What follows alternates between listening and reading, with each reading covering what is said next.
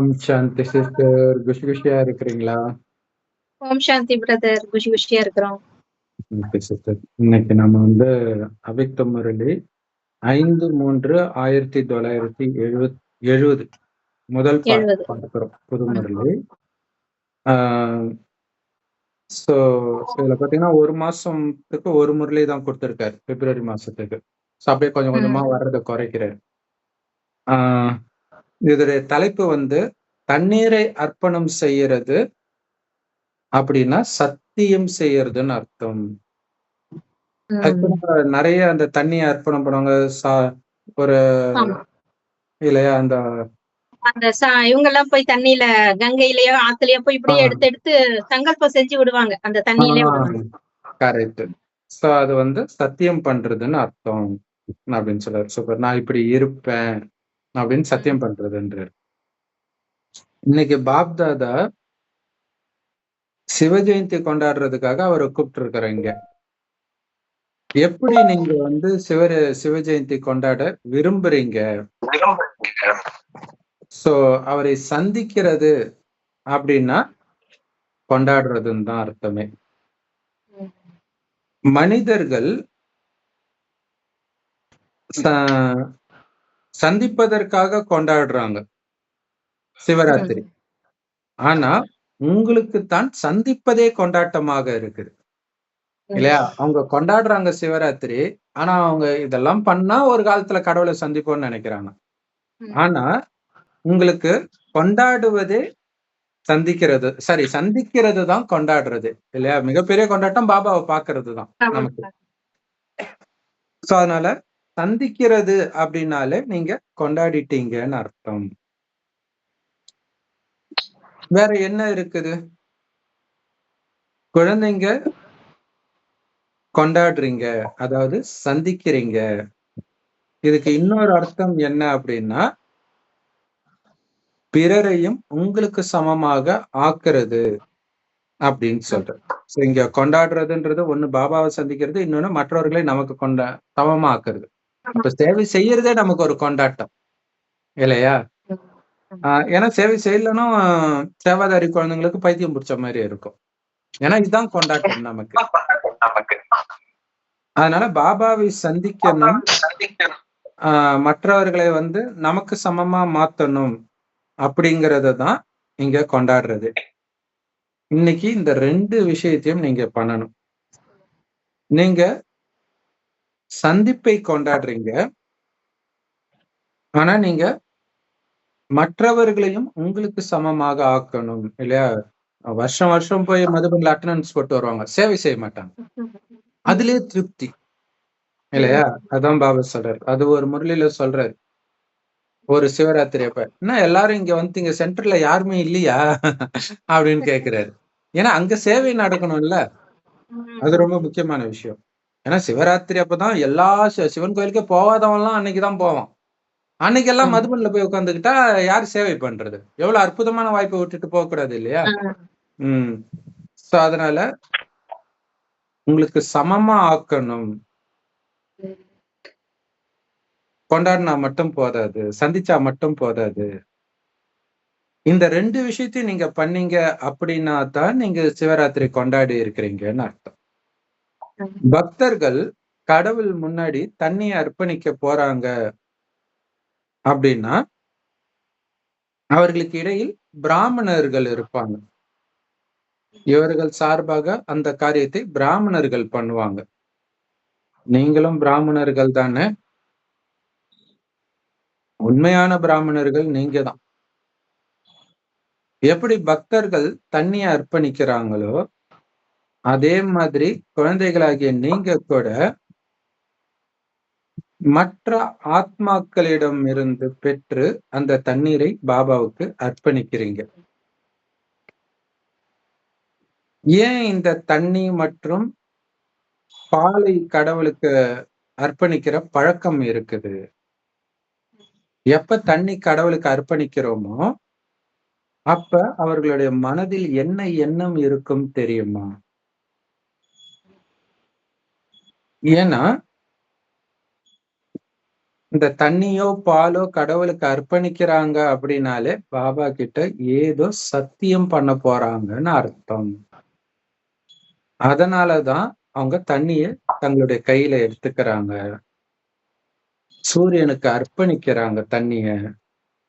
உள்ளுக்குள்ள அந்த சங்கல்பம் சத்தியமும் பண்றாங்க. யாராவது உங்ககிட்ட வராங்க அப்படின்னா அவர்கள் கிட்ட சத்தியம்ன்ற தண்ணியை நீங்க எடுக்கிறீங்க. அதாவது சத்தியம் பண்ண வைக்கிறீங்க. ஆஹ் நீங்க டபுளா வந்து கேக்கு. அதான் சில சமயம் எப்ப ஆகுது. ஆஹ் நீங்க வந்து அவர்களை இந்த ஒரு சத்தியம் பண்ண வைக்கிறீங்க. அது என்ன அப்படின்னா, இன்னையிலிருந்து நான் சிவபாபாவுடையவராக மட்டுமே ஆவேன்.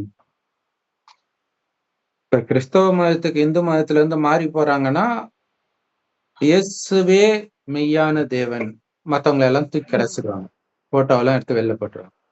அந்த மாதிரி இங்க வணங்குற விஷயம் கிடையாது. அவர் மட்டும்தான் எனக்கு எல்லாமே இல்லையா? அப்படி ஆகிறது. அதான் சத்தியம். அதனால முதல்ல அவர்களை இந்த சத்தியம் பண்ண வைங்க. அந்த மனிதர்கள் உள்ளுக்குள்ள சத்தியம் பண்றாங்க, பக்தர்கள். பிறகு அவங்களே போய் தேவதைகள் கிட்ட பலியாகுறாங்க. யாரு வந்து தீவிர பக்தர்களாக இருக்கிறாங்களோ அவங்க அப்படியே ஆஷ்டாங்கமா விழுந்துருவாங்க தேவதைகள் சிலை முன்னாடி. அதாவது முற்றிலும் உன்னுடையவன்ட்டு சரண்டர் ஆகுறாங்க, தன்னை அர்ப்பணிக்கிறாங்க. அதே மாதிரி நீங்களும் முதல்ல அவங்கள சரண்டர் ஆக வைக்கிறீங்க. எப்ப அவங்க பலசாலியாக உறுதியானவர்களாக ஆகுறாங்களோ அப்ப அவர்களை பாபா கிட்ட முழுசா அர்ப்பணிக்க வைக்கிறீங்க.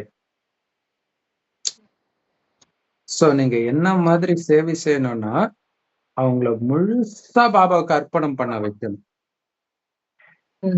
சோ இதோட நினைவுதான் அவங்க வந்து ஆட்டை பலி கொடுக்கறது, மாட்டை பலி கொடுக்கறது. இங்க மனுஷனை பலி கொடுக்குறோம் நாங்க இல்லையா? ஆனா கொலை பண்றது கிடையாது. அந்த ஆடு மேன்னு கத்துறதுனால ஹிந்தியில மேங்கிறதான நான் தன்னை பலி கொடுக்கறதுக்கு வேணா ஆட்டை மேனு கத்துற ஆட்டை போய் பலி கொடுக்குறேன். கரெக்ட். சோ இங்க எத்தனை பேர் தன்னையே உங்கள் மூலமாக பலி கொடுத்தார்கள்? எந்த அளவுக்கு ஒருத்தர் தன்னை பலி கொடுக்கிறாரோ அதே அளவுக்கு தான் மற்றவர்களையும் பலி கொடுக்க வைப்பார். இவர் பக்காவா இருந்தா இவர்கள் யாருக்கு ஞானத்தை கொடுக்குறாங்களோ அவங்களையும் அதே மாதிரி ஆக்குவார். இவரே பக்காவா இல்லைன்னா அவங்களையும் அதெல்லாம் ஒண்ணும் பிரச்சனை இல்லை, வெளில சாப்பிட்டுக்கலாம், தூய்மையெல்லாம் ஒன்றும் ஃபாலோ பண்ணிட்டால, அதெல்லாம் சென்ட்ரல் இருக்கிறவங்களுக்கு தான். ஏன்னா இவரு அப்படி இருக்கிறாருன்னு அர்த்தம் இல்லையா? சோ நீங்க முழுசா உங்களை அர்ப்பணிக்கல அப்படின்னா அந்த அளவிற்கு தான் நீங்க மற்றவர்களையும் மாத்துவீங்க. இப்ப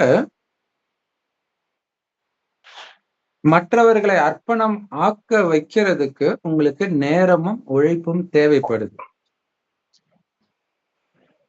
ஆனா இன்னும் போக போக இன்னும் கொஞ்ச நேரத்திலே ஒரு பெரிய கியூவே நிக்க போகுது அர்ப்பணம் ஆகுறதுக்கு. சோ அப்ப கோயில நிக்கிற கியூலாம் அர்ப்பணம் ஆகுறதுக்காக வர்ற கியூ. ஒரு செகண்ட்ல அர்ப்பணம் ஆகணும், அதுக்கு நம்ம பக்காவா இருக்கணும். எப்படி காசியில வந்து தன்னை அர்ப்பணிக்கிறதுக்கான நினைவார்த்தம் இருக்குது, அங்க வந்து ஒரு கிணத்துல போய் தற்கொலை பண்ணிக்குவாங்க, பாவம் எல்லாம் அழியும் அப்படின்ட்டு. காசி கல்வெட்டுன்னு பாபா சொல்லுவாரு. அவர்களே சுய விருப்பத்தோடு தன்னை அர்ப்பணிப்பாங்க.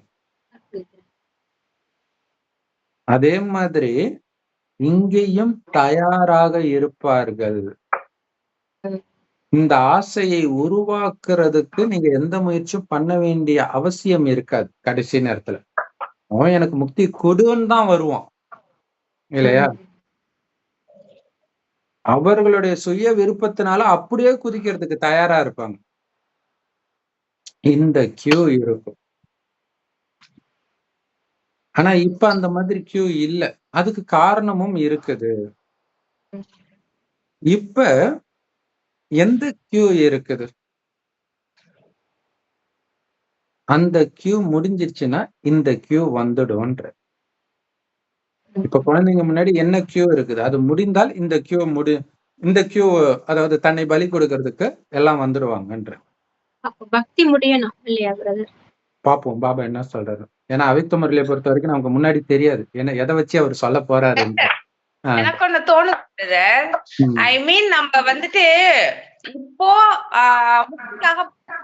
இருப்பாங்க இல்லையா இறுதியில, இதனுடைய நினைவாதான் துவாபர யுகத்துல இருந்து ஸ்டார்டிங்ல பக்தி வரப்போ அங்க போய் நிக்கிறாங்கன்னு நினைக்கிறேன். இல்ல மறுபடியும் சொல்லுங்க. கட் ஆகுது நீங்க பேசுறது, எக்கோ அடிக்குது. சொல்லுங்க, மறுபடியும் சொல்லுங்க. அதாவது இப்போ இறுதியில எல்லாரும் பாபாட்ட வந்து முக்திக்காக நிப்பாங்க இல்லையா, இதனுடைய நினைவாதான் துவாபர யுகத்துல இருந்து அந்த பக்தி ஸ்டார்ட் ஆனதும் எங்கேயோ போய் நிப்போம்னு தெரியுது. இப்பத்துல இருந்தே பிராக்டிஸ் பண்றாங்கன்னு தோணுது. அதுக்கான ஒரு இதுதான் போய் எங்கேயோ நிக்கணும் கண்டிப்பா. அது தெரியாம நின்னுட்டு இருக்காங்க. கரெக்ட். Super super super.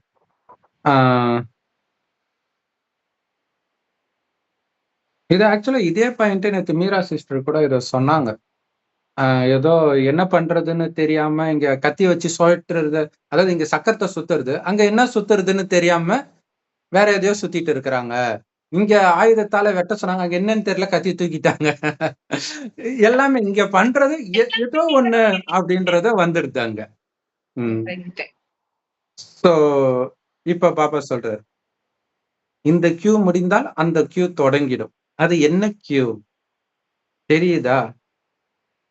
எண்ணங்களின் கியூன்ட்டு யாரோ சொல்றாங்க, அது பிராக்கெட்ல போட்டிருக்கிறாங்க. பாபா சொல்றாரு, எண்ணங்கள்ல கூட முக்கியமா எந்த கியூ?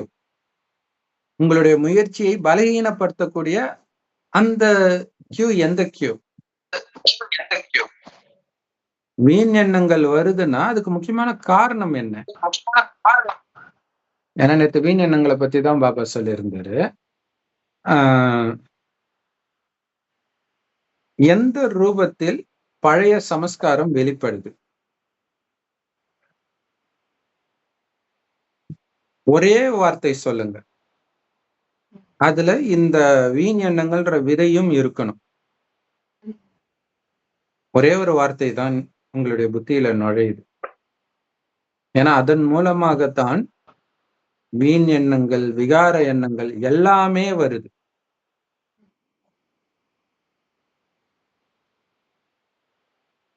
ஏன் இது நடக்குது? அதுதான் அந்த ஒரு வார்த்தைக்குள்ள இருக்கு. ஏன்? அந்த கேள்வியில தான் வருது எல்லாமே. சொல்லுவாங்க. கியோன் தான் கியூ. கரெக்ட். கியூ. ஆமா, கியூனே சொல்லுவாங்க. அது கியூன்னு வருவான், பட் கியூன்னு தான் சொல்லுவாங்க. கரெக்ட். ஏன்னா ஹிந்தில கியூ. அப்ப பாபா சொல்றாரு, கியூவின் கியூ இருக்குது. ஏன்ன்ற கியூ. எதுக்கு எடுத்தாலும் இது ஏன் இது ஏன் இது ஏன் தான் வீண் எண்ணங்கள் வருது. அதுதான் நம்மள வந்து அந்த முற்றுப்புள்ளி வைக்க விட மாட்டேங்குது. சோ இந்த கியூ வீண் எண்ணங்களின் கியூவாக இருக்குது. ஆனா இது எல்லாமே ஏன்ன்ற வார்த்தையினால வந்தது. இது பாபா வந்துட்டு நம்மள ப்ரிப்பேர் ஆக சொல்றாரு பிரதர். கரெக்ட். நம்ம ஏன் கேட்டுட்டு இருக்கோம். நீங்க ஃபுல் ஸ்டாப் இந்த கியூ நின்னுச்சுன்னா அங்க இருந்து இங்க வந்துருவாங்க. கரெக்ட். சோ அதன் மூலமா தான் இந்த வீண் எண்ணங்களின் கியூவே உருவாகுது. முற்றுப்புள்ளி வச்சுட்டா எப்படி வீண் எண்ணம் வரும்? கேள்வியே கேட்காதீங்க. இது என்னாச்சு, அது என்னாச்சு, இந்த தெரிஞ்சுக்கிற ஆர்வத்துலதான் வீண் எண்ணத்தை தேடி தேடி நமக்குள்ள நிரப்பிக்கிறோம். அதை உருவாக்காதீங்க என்று. இங்கிலீஷ்ல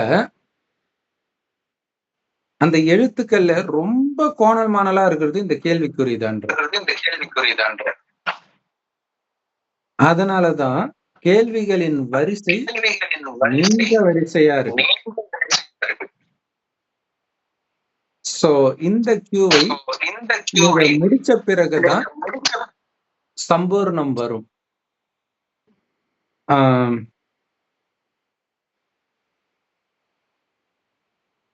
பிறகு இந்த கியூ வரும்.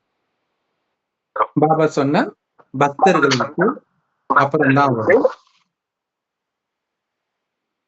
ஸோ கேள்விகளின் கியூ எப்ப முடியுதோ பிறகுதான் இந்த கியூ வரும்.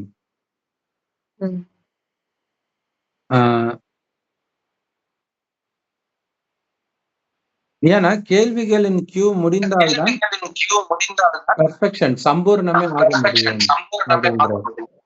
சம்பூர்ணம் அடையிறதுக்கு மிகப்பெரிய தடையா இருக்கிறதே இந்த கேள்விகளின் வரிசையும் வீண் எண்ணங்களின் வரிசையும் தான். சோ எப்ப சம்பூர்ணம் ஆயிடுறீங்களோ அத கேள்வியின் கியூ முடிஞ்சிச்சுன்னா சம்பூர்ணம் ஆயிடுவீங்க. சம்பூர்ணம் ஆயிட்டீங்கன்னா இந்த கியூ ஒரு வினாடியில உங்ககிட்ட பலியாகிறதுக்கு வரிசையா வந்து நிப்பாங்க. அவங்களா விரும்பி. இப்ப நம்மளா தேடி போய் கொடுத்துட்டு இருக்கிறோம். எப்பவுமே வந்து தேடி போனா அதுக்கு மரியாதை கிடையாது இல்ல. அந்த வீடு தேடி வந்து ஒரு பொருளை வித்தா நம்ம அவனை ரொம்ப சீப்பா நினைப்போம். இத்தனைக்கும் அவன் ரொம்ப கம்மியா வேற விற்பான். ஆனா கடையில அவன் என்ன சொன்னாலும் அப்படியே கம்முன்னு இருப்போம். அந்த மாதிரி அவங்களா வர்ற டைம் வரும். ரெடி ஆகி துக்கம் தாங்காம உங்களை தேடி வருவாங்க. ஆனா அந்த கியூ எப்ப வரும் அப்படின்னா நீங்க சம்பூர்ணமாகணும். அதுக்கு இந்த வீண் விஷயத்த முடிங்க. சோ இப்ப தொடர்ந்து இதேதான் கொடுத்துருக்காரு. வீண் விஷயத்த முடிங்க. வீண் விஷயம் இல்லைனாலே சக்திசாலி ஆயிடுவீங்க. சோ எப்ப நீங்க இந்த கியூ அதாவது ஏன் அப்படின்ற வார்த்தையை நீக்கிறீங்களோ அப்பதான் உங்களால வந்து அது என்ன போட்டிருக்கு சிஸ்டர் தமிழ்ல? ஏன் என்பதனால் கற்பனை செய்வது துவங்கி விடுகிறது. எந்த ஒரு பிரதிஜை செய்யும் போதும் நீரை தெளிப்பது வழக்கம். அவ்வாறே குழந்தைகள் இந்த ஏன் என்கிற கேள்வியை ஒருபோதும் எழுப்புவதில்லை என்கிற பிரதிஜையை ரொம்ப போயிட்டீங்க. அதுக்கு முன்னாடி அதாவது சம்பூர்ணம் ஆகும். சம்பூர்ணம் ஆன பிறகுதான் இந்த கியூ வரும். அதுக்கு அடுத்தது என்ன போட்டிருக்கு பாருங்க. எப்போது இந்த ஏன் என்கிற சொல் மறைகிறதோ அப்போதுதான் டிராமா என்பதில் ஒருநிலைப்பட்டு நிற்க முடியும். ஆகவே இப்போது ஏன் என்ற கியூவை அதுதான் சூப்பர். அப்ப செம சூப்பர்ல. அது மறுபடியும் படிங்க. எப்ப அந்த ஏன் என்பது ஏன் என்கிற சொல் மறைகிறதோ அப்போதுதான் டிராமா என்பதில் ஒருநிலைப்பட்டு நிற்க முடியும். ஆகவே இப்போது ஏன் என்கிற கியூவை அழிக்க வேண்டும். இல்ல இல்லங்க அதுதான் டிராமா என்பதில் ஒருநிலைப்பட்டு நிற்க முடியும். அதுதான் முக்கியம். ஏன்னா இது வந்து சாதாரண ஞானமே கிடையாது. நாடகம் அப்படிங்கிறது சாதாரண விஷயமே கிடையாது. ஆனா ஏன்னு வார்த்தை வந்துச்சுன்னா நாடகம்ன்றது மறந்துடும். ஏன்னா எல்லாருமே ஏன் தானே கேட்டு எல்லா பிரச்சனைக்கும் காரணம் கலவரத்துக்கு காரணம் எல்லாம் ஏன் யாரோ ஒருத்தர் காரணம் அவங்கள விட மாட்டோம். நம்ம என்ன சொன்னோம் அது நாடகத்துல பதிவாயிருக்கு முடிஞ்சு போச்சு. அவன் தப்பு பண்ணான்னு கூட நீங்க நினைக்காதீங்கன்ற. அது கர்மத்தின் விதி இருக்கட்டும் இல்லாம போட்டோம் அது தேவையில்லை. ஆக்சுவலா கிறிஸ்தவ மதத்துல முஸ்லிம் மதத்துல கர்மாவுக்கு முக்கியத்துவம் கொடுக்க மாட்டாங்க. கடவுள் நினைத்தால் எது வேணாலும் பண்ணுவாங்க. அது ஆக்சுவலா டிராமான்ற நாடகம். ஃபர்ஸ்ட் எனக்கு கூட புரியல என்னடா கடவுளை சைக்கோ மாதிரி சொல்றாங்க. அப்ப இந்த ஞானம் தான் அங்க அப்படி போயிருக்குது. அவங்களுக்கு நாடகம் பத்தி தெரியாதனால கடவுள் என்ன வேணாலும் பண்ணுவார். அதாவது நாடகத்துடைய மகிமையும் தூக்கி கடவுளுக்கு போட்டாங்க. ஏன்னா நாடகம் பற்றி ஞானம் தெரியாது. அப்ப என்ன ஆனாலும் அது நாடகத்தில் பதிவாயிருக்குது. இப்ப அந்த பாஸ்டர் அகத்தியன் சொல்ற இந்த ஜான் ஜபராஜ் பிரச்சனைக்கு இதையும் கடவுள் அனுமதிக்கிறார். ஏதோ ஒரு நன்மைக்காக அனுமதிக்கிறார். காரணம் அந்த நாடகம்ன்றது நாடகத்துல பதிவாயிருக்கு. அவங்க பாட்டு இது அமைதி அவ்வளவுதான். நாடகத்துல பதிவானா அது யாரு என்ன பண்ண முடியும்? அது வந்து ஜென்ரலா பக்தர்கள் என்ன சொல்லுவாங்க, விதிக்கப்பட்டது எதுவோ அதுதான் நடக்கும். அதுக்கு நேரம் வரணும் இல்லன்னு.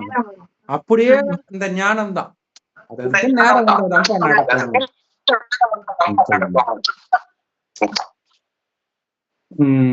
இப்ப படிங்க. இருங்க. அதாவது எனக்கு எக்கோ வரும்போது நீங்க படிங்க. சரி இப்ப வரல. அதனால இந்த கேள்விகளின் வரிசையை நிறுத்திடுங்க.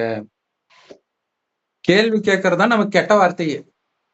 ஏன் எதுக்கு முற்றுப்புள்ளி நாடகத்தை நன்மை இருக்குது அவ்வளவுதான். அதுதான் பெர்ஃபெக்ட்ன்றார் இல்லையா? கேள்வி வராத போதுதான் அப்படியே ஆழ்ந்த அமைதியில உங்களால இருக்க முடியும். மற்றவர்களுக்கு அமைதியை கொடுக்க முடியும். ஏன்னு கேட்டா முடிஞ்சு போச்சு. அது நாடகத்துல பாவம் அவனுடைய பார்ட் அது அவ்வளவுதான். இதனால ஏத்துக்கணும். அந்த அக்செப்டன்ஸ் வரணும். அப்ப அமைதியாயிடும் மனசு. ஏன்னு கேட்காம நடந்தது நடக்கிறதா ஏத்துக்கணும் அப்படியே. கண்டிப்பா.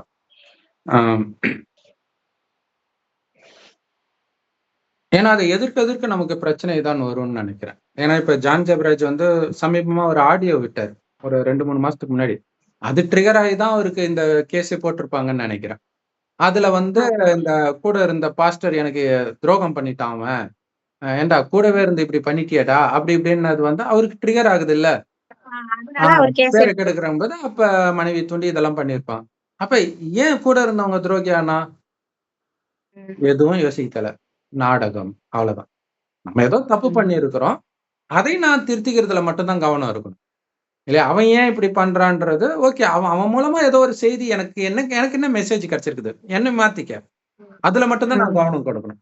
மற்றது என்ன மாத்திக்கிட்டா அவங்க போயிடுவாங்க அந்த இடத்த விட்டு, அல்லது மாறிடுவாங்க, அவ்வளவுதான். அதனால கேள்விகளின் வரிசையை முடிச்சிடுங்க, டிராமால நிலைச்சிடுங்க. புரிஞ்சுதா? கேள்வி அந்த எண்ணம், ஏன்ற எண்ணம், அதாவது பாருங்களா, ஏன் என்ற கேள்வி இல்லாமல் வாழ்க்கை இல்லைன்னு பாட்டு, பாட்டு. ஆனா அது எவ்வளவு பெரிய அஞ்ஞானம்ன்றது ஞானம் எடுக்கும் போது தான், ஆஹா பிரச்சனைக்கே இதுதான் காரணமா அப்படின்ட்டு. புரிஞ்சுதா? ஏன்னா அந்த ஒரே ஒரு வார்த்தை ஏன்ற கேள்வினாலதான் நிறைய எண்ணங்கள் வந்துருதுன்ற. கேள்வியில இருந்து நீங்க நிறைய அசியூம் பண்ண ஆரம்பிக்கிறீங்க. அது தமிழ்ல என்ன போட்டிருக்கு சிஸ்டர்? எத்தனை சங்கல்பங்கள் உருவாகி விடுகின்றன ஏன் என்கிற ஒரு சொல்லின் மூலமாக. அடுத்தது ஏன் என்பதால் கற்பனை செய்ய துவங்கி விடுகிறது. கற்பனை, இப்படி இருக்குமோ அப்படி இருக்குமோ. ஏன்னா ஜான் ஜெபராஜ் அந்த இதுல பேசும்பொழுது அவருக்குமே ஒரு டவுட், அவர் தான் பண்ணாருன்னு அவருக்கும் தெரியல. ஏன்னா அவரே சொல்றாரு, நீ தானே பண்ணிருக்க முடியும், ஏன்னா அப்ப நீ தானே இருந்த, அப்படிதான் எனக்கு தோணுதுன்றது. இப்ப ஏன்னு வரும்போது இந்த பிரச்சனை, இந்த நாடகம்ன்றதுதான் நம்மையும் விடுதலையாக்கி மற்றவர்களையும் விடுதலையாக்கும். ஏன்னா நம்மையும் கட்டி போட்டுரும், அவங்களையும் பிடிச்சி கட்டி போட்டுரும். அதான் பிரச்சனை. அப்ப அசியம் பண்ண ஆரம்பிக்கிறீங்க, கற்பனை பண்ண ஆரம்பிக்கிறீங்க, இதுவா இருக்குமோ அதுவா இருக்குமோ. நான் எதுவா இருந்தாலும் நாடகம் நன்மைக்கு தானே நடக்கும், ஏன் கவலைப்படணும் இல்லையா? பாபா எதுக்கு வந்திருக்கிறாரு அப்படின்னா, கொஞ்சம் தண்ணியை அர்ப்பணிக்கிறதுக்காக, குழந்தைகளை அர்ப்பணிக்க வைக்கிறதுக்காக வந்திருக்கிறார். அதாவது சத்தியம் பண்ண வைக்கிறதுக்காக வந்திருக்கிறார். யாராவது சத்தியம் பண்றாங்க அப்படின்னா தண்ணி சாட்சியாக வச்சு பண்றாங்க, அதுக்குதான் தண்ணி வைக்கிறது. பஞ்சபூதத்தின் சாட்சியாகன்னு சொல்லுவாங்க இல்லையா? நான் இந்த கடலின் சாட்சியாக, ஜலத்தை சாட்சியாக வச்சு, இல்ல அக்னி, கரெக்ட். அப்ப நீங்க அது என்ன போட்டிருக்கு சிஸ்டர் தமிழ்ல? நீரை தெளிப்பது வழக்கம், அவ்வாறே குழந்தைகள் இந்த ஏன் என்கிற கேள்வியை ஒருபோதும் எழுப்புவதில்லை என்கிற பிரதிச்சையை சேவிப்பதற்காகவே தந்தையும் வந்திருக்கிறார். அவங்க எப்படி தண்ணி தெளிச்சு அந்த ஒரு இதை தூக்கி வைக்கிறாங்களோ. அடுத்தது என்ன போட்டிருக்க? ஏன் என்பதனால் கற்பனை செய்ய துவங்கி விடுகிறது. எந்த ஒரு பிரதிஜை செய்யும் போதும் நீரை தெளிப்பது வழக்கம், அவ்வாறே குழந்தைகள் இந்த ஏன் என்கிற கேள்வியை ஒருபோதும் எழுப்புவதில்லை என்கிற பிரதிச்சையை செய்விப்பதற்காகவே தந்தையும் வந்திருக்கிறார். ஏங்கிற கேள்வி நம்ம கேட்க கூடாது அப்படிங்கிறதுக்காகவே தந்தை வந்திருக்கிறார். இந்த சத்தியம் பண்ணுங்க. அடுத்த லைன், மதுவனத்தில் பாண்டவர்களுக்கே முக்கியமான, மதுவன்ல பாண்டவ சேனைக்கு விசேஷமாக ஒரு பொறுப்பு இருக்குது. ஏன்னா இது பாண்டவ சேனை இல்லையா? மதுபன்ல இருக்கிற இந்த பாண்டவ சேனை, அதாவது பாபா குழந்தைங்க, அவர்களுக்குள்ள இந்த சக்தி இருக்கணும். பாண்டவ பவன்ல சக்தி இருந்துச்சு அப்படின்னா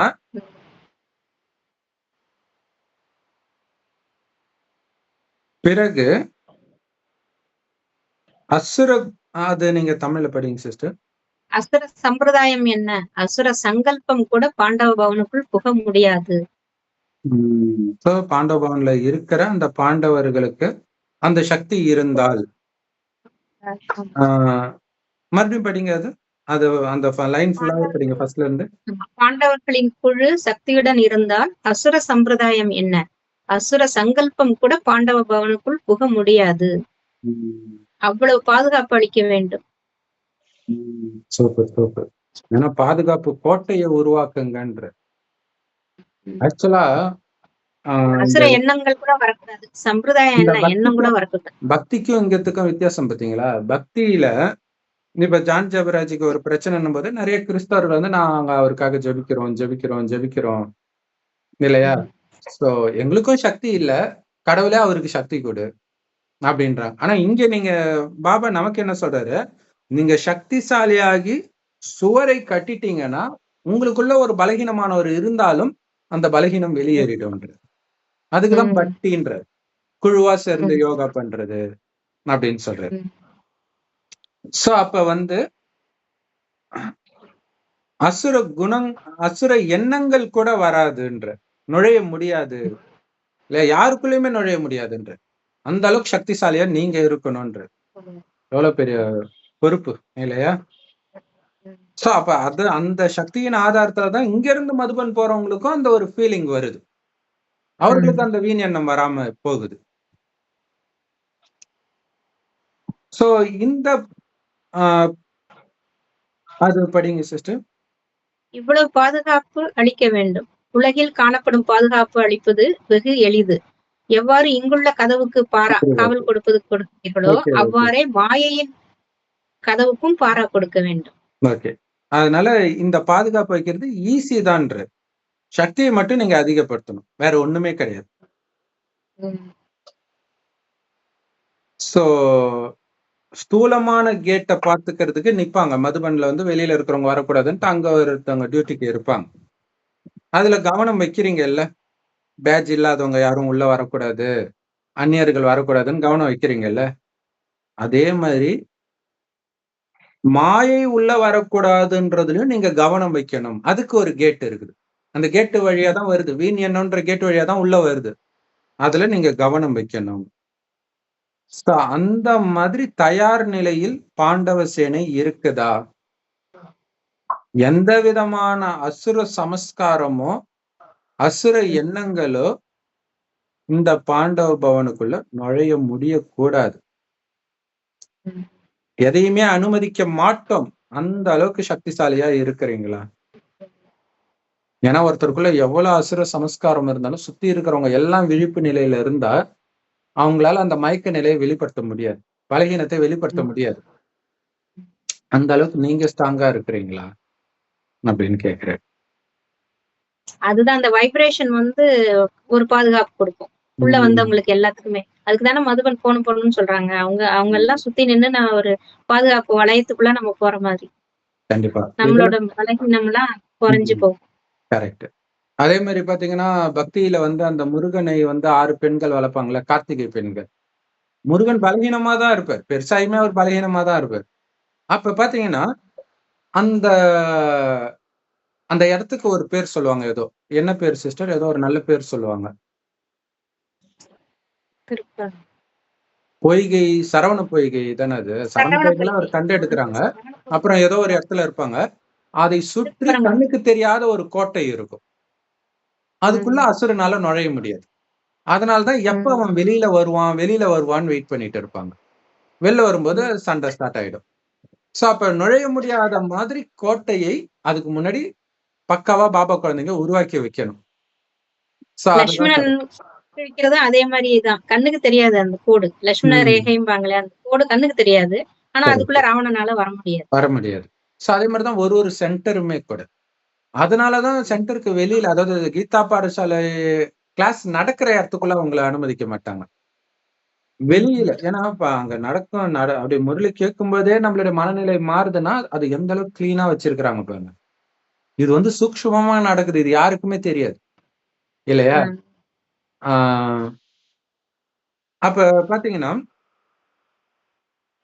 வெளியிலே அவங்களுக்கு 7 நாள் கோர்ஸ் கொடுத்துட்டு இந்த ஞானம் எல்லாம் புரிந்தால் அவங்களே வருவாங்க. அடுத்த நாள் வாங்கன்னு கூட சொல்ல மாட்டாங்க. ஞானத்தை கொடுத்தாச்சா, நிறைய பேர் நான் 7 நாள் கோர்ஸ் அப்பயே முடிச்சிட்டேன்னுவாங்க. அது அறிமுக பாடம் தான், மெயின் இதுக்கு போகல. சோ அப்ப அவ்வளவுதானா, எனக்கு இது ரொம்ப பிடிச்சிருக்குது அப்படின்னு கேட்கும்போதுதான் நாளைக்கு வாங்க கிளாஸ்க்குன்னு. அப்ப எப்படா முடியும்னு வெயிட் பண்ணிட்டு இருக்கிறவங்கள உள்ள விட்டா நமக்கு தான் பிரச்சனை. அந்த வைப்ரேஷனுக்கு எடுத்துருவாங்க. ஆமா. உங்களுக்கு விருப்பம் இருந்தா வரலாம். இதுதான் விஸ்தாரமா சொல்றோம். அப்படி சொல்லி விட்டுறலாம். ம். சோ அது யுக்தி ஏதாவது பாபா மேஜிக் பண்ணுவாரு அது. அப்ப அதுவுமே கோட்டை தான். மதுபன் மாதிரி. ஒரு சென்டரும் ஒரு கீதா பாடசாலையும் கோட்டை தான். அத வேற எதுக்குமே யூஸ் பண்ண மாட்டாங்க. ஒரு குடும்பத்திலே ஒரு ரூம்ல வந்து முரளி எடுக்குறாங்கன்னா, அந்த ரூம் அதுக்கு மட்டும் தான். மற்ற நேரம் வேற ஏதாவது பண்ணிக்கலாம் கிடையாது. அப்ப பாருங்க. ஒரு விதத்துல சிவானி தீதி சொன்னது கூட இந்த அர்த்தம் வருது. யோகா பண்ணும்போது ஒரே இடத்துல பண்ணுங்க. அந்த இடம் அதுக்கு மட்டும் அந்த பயன்படுத்துங்க. vibration அந்த இடம் ஃபுல்லா பவர்ஃபுல்லா கோட்டை மாரி தூங்குற உருவாயிரும். தூங்குற இடத்துல இருந்து வெளியில வந்து பண்ணுங்க. அப்படின்னா என்ன அர்த்தம்? அதே இடத்துல நீங்க வேற எதுக்குமே நீங்க பயன்படுத்தக்கூடாது. அப்படிங்கிற மாரி சொல்றாங்க. அது பக்தியில சாமிக்கு தனி ரூம் தானே. ஆமா. இல்ல மனசு சரியில்லைன்னா அங்க போய் உட்கார்ந்துக்குவாங்க. ஆமா. ம்.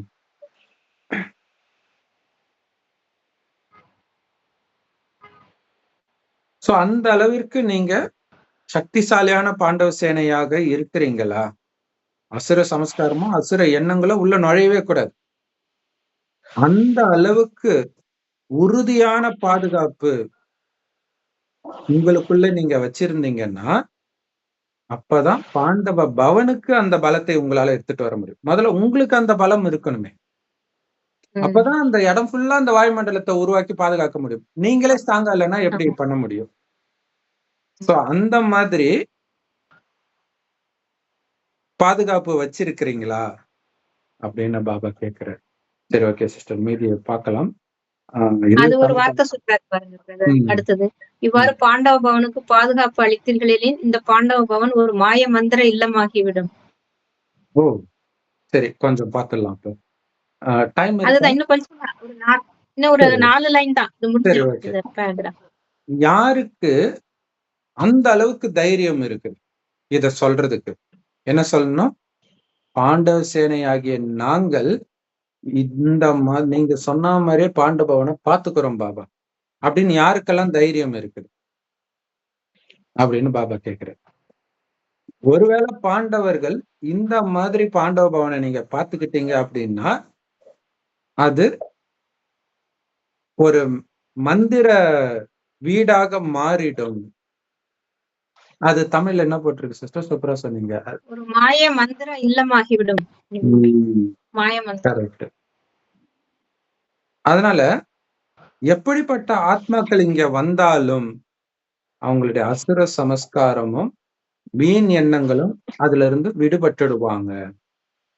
இந்த மறக்க முடியாத துரோகம் எல்லாத்துல இருந்தும் விடுபட்டுடுவாங்க. சோ அந்த மாதிரி ஒரு இடமா பாவிச்சுதான் ஹீலர் பாஸ்கர் கூட ஒரு தடவை போனார் மதுபனி. அவரு சொல்லும்போது எனக்கு ஒரு ரிலாக்ஸ். ஆமா வந்து நம்ம வரலட்சுமி சிஸ்டர் தான் கூப்பிட்டே போனாங்க. அவங்களை அழைச்சிட்டு போனதே அவங்கதான். சரி, ஓகே.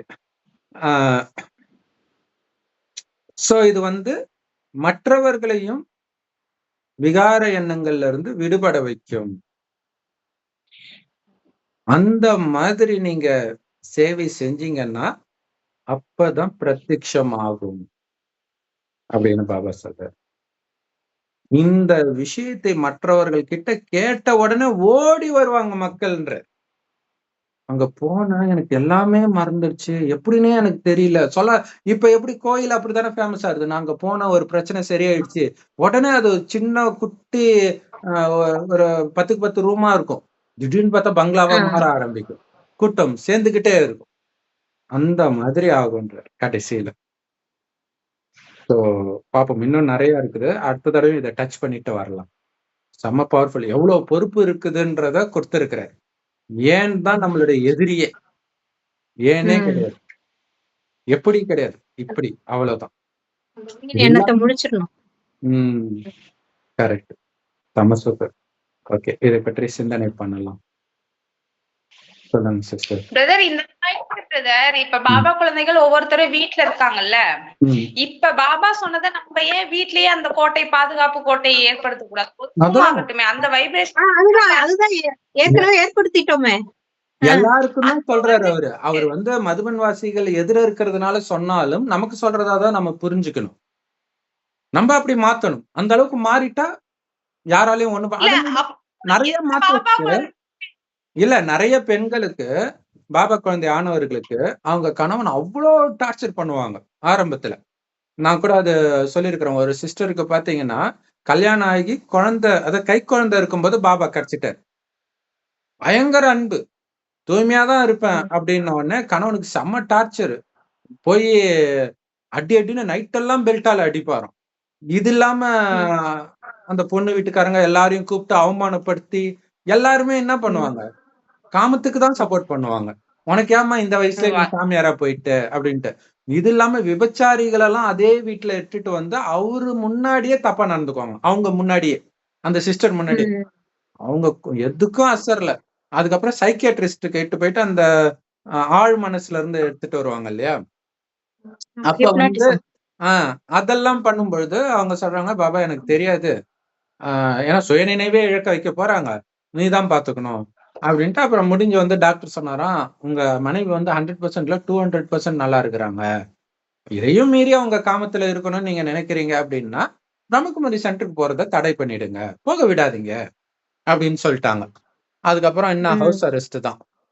ஃபுல்லா பூட்டி அவங்களுக்கு வந்து அந்த பாத்ரூம் வழியா முரளி வந்துட்டு இருந்துச்சு, அதையும் கண்டுபிடிச்சிட்டாரு. அதுக்கப்புறம் அதையுமே வென்டிலேட்டர் எல்லாம் க்ளோஸ், எதுவுமே கிடைக்கல. கிடைக்கும் போது அமிர்த வேலை ஏந்திரிச்சிட்டு பாபா உன்னை பார்க்க கூட முடியலையேன்ட்டு அழுகுறாங்க.